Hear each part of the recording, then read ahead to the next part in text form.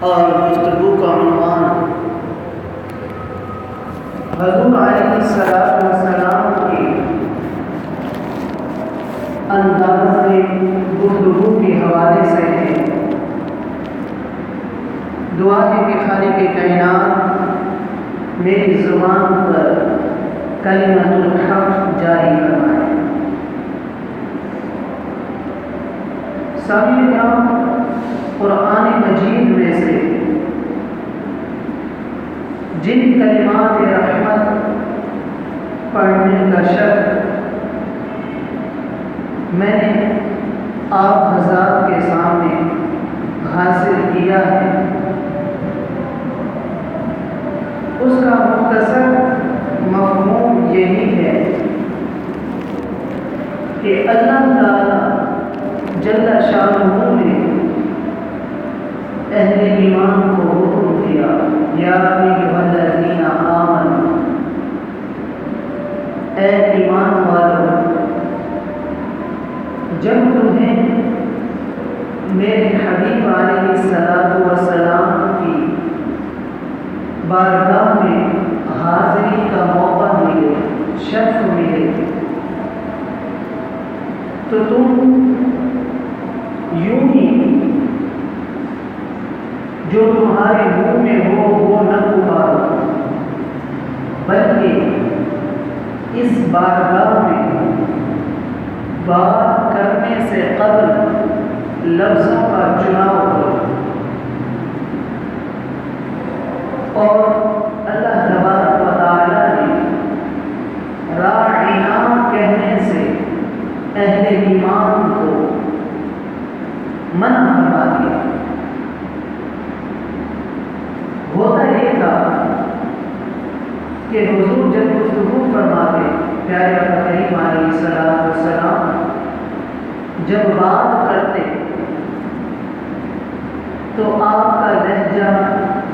اتنا شائستہ تھا، اتنا میٹھا تھا، اتنا خوبصورت ہوا کرتا تھا، لفظ لکھے ہوئے ہوتے تھے، روحوں کے اندر آپ کی بات اترتی چلی جاتی تھی، من کے اندر روشنیاں پیدا کرتی، باطن کے اندر اجالے ڈالتی، روحوں کے ضم کو اتارتی، اتنا خوبصورت، اتنا حسین، اتنا دل آویز، اتنا دل نشین حضور علیہ السلام کا لہجہ تھا کہ ام المؤمنین سیدہ عائشہ صدیقہ رضی اللہ تعالی عنہا فرماتی ہیں کہ جب حضور گفتگو فرماتے، جب حضور بات کرتے، تو تم اگر حضور کے لفظوں کو گننا چاہو تو گن نہیں سکتے تھے۔ اس طرح پیارے آقا کریم علیہ السلام گفتگو فرماتے، اور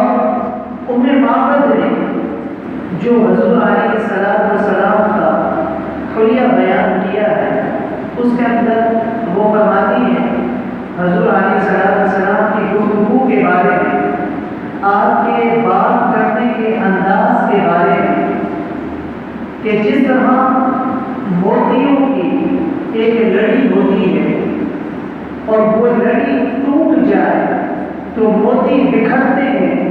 اس طرح جب پیارے آقا کریم علیہ السلام گفتگو فرماتے تو حضور علیہ السلام کی زبان مبارک سے اس طرح لفظ نکلا کرتے تھے کہ جس طرح موتیوں کی لڑی ٹوٹ کر موتی بکھرتے ہیں۔ یہ انداز تھا پیارے آقا کریم علیہ السلام کی گفتگو کا۔ اچھا، حضور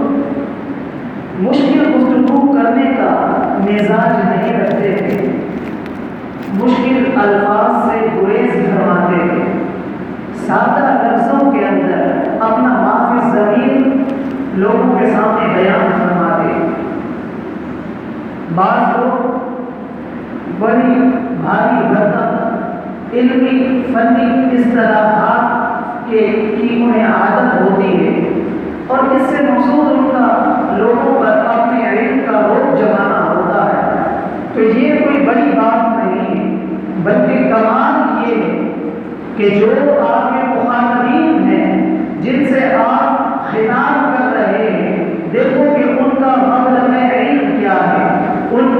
سوچ کی سطح کیا ہے، ان کی عقل کی سطح کیا ہے، ان کی نفسیات کیا ہے، ان کی نفسیات کو ملحوظ خاطر رکھتے ہوئے، ان کی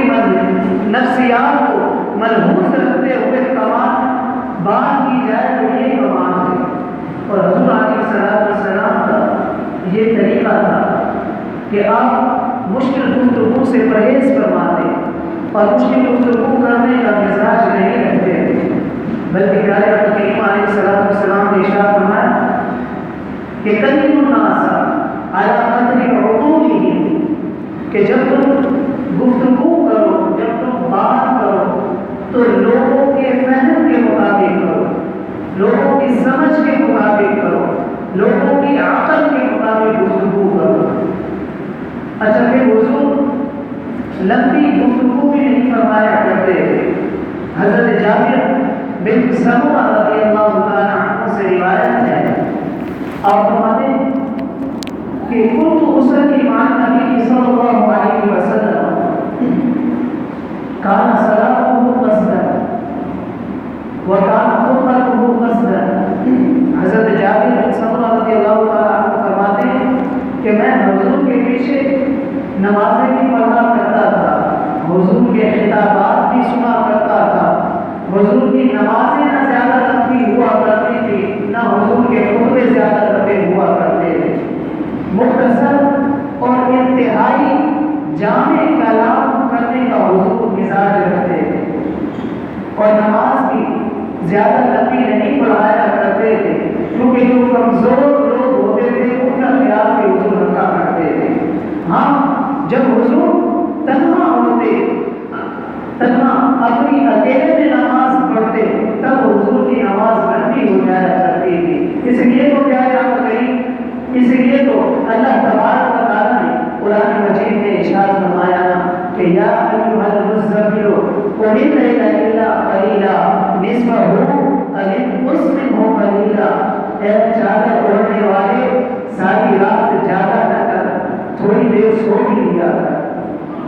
حضور علیہ السلام کے لیے اللہ تعالیٰ جل شانہ نے ارشاد فرمایا کہ اے چادر اوڑھنے والے ساری رات جاگا نہ کر، تھوڑی دیر کے لیے آرام بھی کر لیا کر۔ لیکن جب حضور علیہ السلام جماعت کے ساتھ لوگوں کو نماز پڑھایا کرتے تھے تو حضور زیادہ نماز کو لمبا نہیں کیا کرتے تھے، کیونکہ جو کمزور ترین لوگ ہوتے ان کا بھی حضور کو خیال ہوتا۔ پھر حضور جب گفتگو فرماتے آپ کا انداز سادہ تھا، دل نشین تھا، سہل تھا، لوگوں کی فہم کے مطابق تھا، لوگوں کی نفسیات کو ملحوظ رکھتے ہوئے حضور گفتگو فرمایا کرتے تھے، الفاظ نکھرے ہوئے ہوتے تھے، آپ کے لفظوں کو اگر گننا چاہو تو گن بھی سکتے تھے، لیکن اس کے باوجود بھی جب کوئی اہم بات ہوتی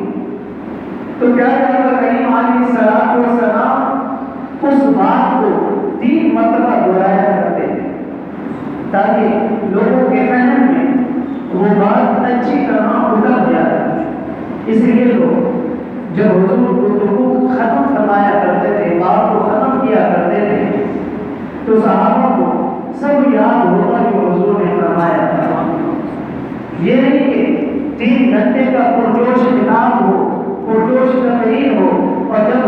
تقریر ختم ہو اور بعد میں پتہ سوچنے بیٹھے کہ میں نے کیا سنا ہے تو ایک بات بھی یاد نہ رہے، بلکہ کمال یہ ہوتا ہے کہ جو بات ہو وہ روح میں اتر جائے اور من میں تحریر ہوتی چلی جائے۔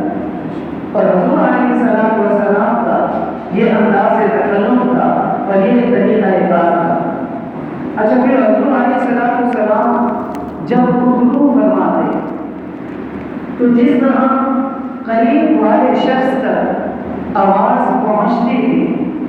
پھر چاہے جتنا بھی بڑا مجمع ہو اور اینڈ میں بیٹھا ہوا شخص سب سے آخر میں، مجمع کے سب سے آخر میں بیٹھے ہوئے شخص پر بھی اسی طرح حضور علیہ السلام کی آواز پہنچ جایا کرتی تھی۔ یہ اللہ تبارک و تعالیٰ نے اپنے حبیب علیہ السلام کو یہ معجزہ عطا فرمایا تھا۔ اچھا، پھر حضور سب کو دکھائی حالانکہ حضور کا قد زیادہ لمبا نہیں تھا. کان رسول اللہ صلی اللہ علیہ وسلم لیس بالطویل الممطل ولا بالقصیر المتردد. حضور کا قد زیادہ لمبا بھی نہیں تھا اور حضور پست قامت بھی نہیں تھے، درمیانی قد قامت کے حامل تھے. لیکن جب حضور بیٹھے ہوتے یا کھڑے ہوتے اذا جامع الناس غمرهم، حضور لوگوں پر چھا جایا کرتے تھے اور حضور کے کندھے لوگوں سے اونچے نظر آیا کرتے تھے. یہ اللہ تبارک و تعالیٰ نے اپنے حبیب علیہ الصلوۃ والسلام کو معجزہ عطا فرمایا تھا. اچھا پھر حضور اتنی دل سوزی کے ساتھ گفتگو فرمایا کرتے تھے، بات کے اندر اتنی محبت ہوا کرتی تھی، اتنا میٹھا انداز تھا، لہجے کے اندر اتنی چاشنی ہوا کرتی تھی، اتنا دل آویز دل نشیں کلام ہوتا تھا پیارے آقا کریم علیہ السلام کا. اور دوسری جانب سننے والوں کا انداز کیا ہوتا تھا؟ کأنہ رؤوسہم الطیور، گویا ان کے سروں پر پرندے بیٹھے ہیں، اگر جنبش کی تو کہیں وہ اڑ نہ جائیں. اس قدر وہ انہماک سے حضور علیہ السلام کی گفتگو سنا کرتے تھے. آج تو واعظین کو مقررین کو بڑے پاپڑ بیلنے پڑتے ہیں لوگوں کو متوجہ کرنے کے لیے. کبھی کوئی لطیفہ چھوڑنا پڑتا ہے، کبھی کوئی ایک ہاتھ کھڑا کرواتا ہے، اب دونوں ہاتھ کھڑے کر لو، اب سینے سے زور لگاؤ، اب ادھر دیکھو، اب ادھر دیکھو. لیکن وہاں کیا عالم ہے؟ پیارے آقا کریم علیہ السلام بول رہے ہیں، حکمت کے موتی رول رہے ہیں، اور سننے والوں کا عالم کیا ہے؟ کأنہ رؤوسہم الطیور، گویا ان کے سروں پر پرندے بیٹھے ہیں، جنبش کی تو کہیں اڑ نہ جائیں. اس قدر توجہ سے، اس قدر انہماک سے حضور علیہ السلام کی گفتگو سنا کرتے تھے. اب مجھے آپ بتائیے کہ جب سننے اور سنانے کا یہ ماحول ہو تو پھر بھلا کوئی بات مس ہو سکتی ہے؟ کوئی چیز ایسی ہو سکتی ہے کہ جو سمجھ میں نہ آئے؟ پھر اگر بالکل کسی وجہ سے خارجی سبب سے کوئی بات اگر سمجھ میں نہ آتی تھی تو صحابہ کرام رضوان اللہ تعالی علیہم اجمعین بڑے ادب سے حضور سے عرض کرتے، راعنا یا رسول اللہ صلی اللہ علیہ وسلم، حضور ہماری رعایت فرما دیجیے، حضور ہماری رعایت فرما دیجیے. حضور ناراض نہیں ہوتے تھے کہ میں نے تمہیں کتنی تفصیل سے بات بتائی اور تمہیں پھر بھی سمجھ میں نہیں آئی، بلکہ حضور فرماتے کہ اگر میں نہیں بتاؤں گا تو تمہیں اور کون بتائے گا. اور پیارے آقا کریم علیہ السلام پھر ارشاد فرما دیتے. اعلیٰ حضرت شیر ربانی میاں شیر محمد شرف پوری رحمۃ اللہ علیہ نماز جمعہ کے بعد فارغ ہوئے تو لوگ آپ سے ملنے لگے. جس طرح کے معمول ہوتا ہے لوگ علماء سے جمعے کے بعد ملا کرتے ہیں، تو ایک بوڑھا شخص آپ سے مسافہ کرتے کرتے رو پڑا. تو میاں صاحب پیور پنجابی بولا کرتے تھے، تو فرمانے لگے، اس سے پوچھا کہ بیٹیا کی ہو جا، کیا ہوا، کیوں رو رہے ہو؟ تو اس بوڑھے نے کہا کہ میں دور دیہات کا رہنے والا ہوں اور بڑی دور سے آپ کے پیچھے جمعہ پڑھنے کے لیے پیدل چل کر آیا تھا. بوڑھا ہوں، کمزور شخص ہوں، وقت پر پہنچ نہیں سکا اور آپ کا خطاب گزر چکا تھا. خیر میں نے آپ کے پیچھے نماز جمعہ تو ادا کر لی ہے، لیکن میں آپ کا خطاب نہیں سن پایا. اور اب جب میں آپ سے مل رہا ہوں تو آپ کے ہاتھوں کے لمس نے میری روح تک نور اتار دیا ہے اور میرے دل میں یہ آرزو پیدا ہوئی کہ کاش میں نے آپ کا خطاب بھی سنا ہوگا. اس حسرت کی وجہ سے میری آنکھوں سے آنسو بہہ نکلے. تو میاں صاحب رحمۃ اللہ تعالیٰ علیہ فرمانے لگے کہ بیٹیا تو رک جا، تو ٹھہر جا. باقی سب کو اجازت دے دی. جب سارے لوگ چلے گئے، مسجد خالی ہو گئی، تو اس بوڑھے شخص کو اپنے سامنے بٹھایا اور جمعہ المبارک کے اندر جو خطاب کیا تھا وہ سارا کا سارا خطاب دوبارہ سنانا شروع کر دیا. تو وہ لجاجت سے، وہ بوڑھا شخص لجاجت سے ہاتھ باندھ کر عرض کرنے لگا کہ حضرت صرف میرے لیے آپ کتنی زحمت گوارا کر رہے ہیں؟ تو میاں صاحب فرمانے لگے کہ بیٹیا جس رب واسطے میں نے انہوں کو سنایا تھی اسی رب واسطے تینوں بھی سنا ہے۔ تو پیارے آقا کریم علیہ الصلوۃ والسلام سے جب کوئی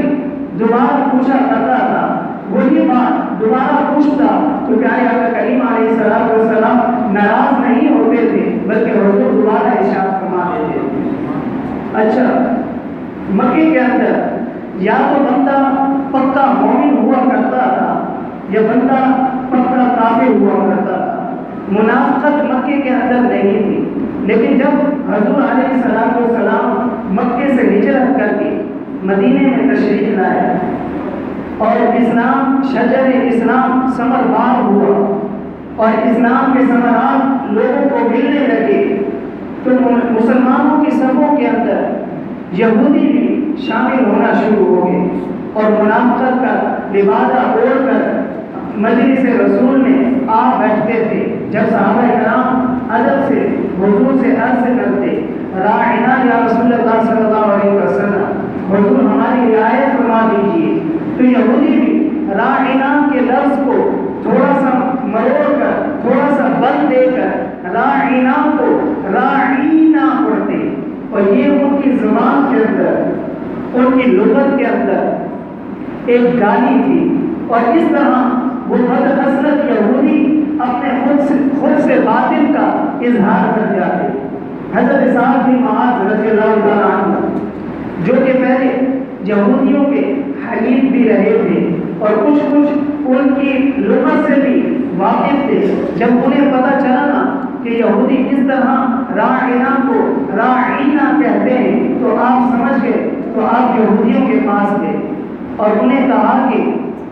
آج کے بعد اگر تم نے میرے رسول صلی اللہ علیہ وسلم کے بارے میں میرے رسول صلی اللہ علیہ وسلم کے لیے یہ لفظ راعینا بولا تو میں تمہاری گردن کاٹ دوں گا۔ تو وہ یہودی کہنے لگے کہ یہ لفظ تم بھی تو بولتے ہو، یہ لفظ تم بھی تو بولتے ہو۔ حالانکہ مسلمان تو بڑے ادب سے بولا کرتے تھے اور وہ دوسرا معنی انہیں ملحوظ تک نہیں ہوتا تھا۔ خیر، حضرت سعد بن معاذ رضی اللہ تعالیٰ عنہ نے سوچا کہ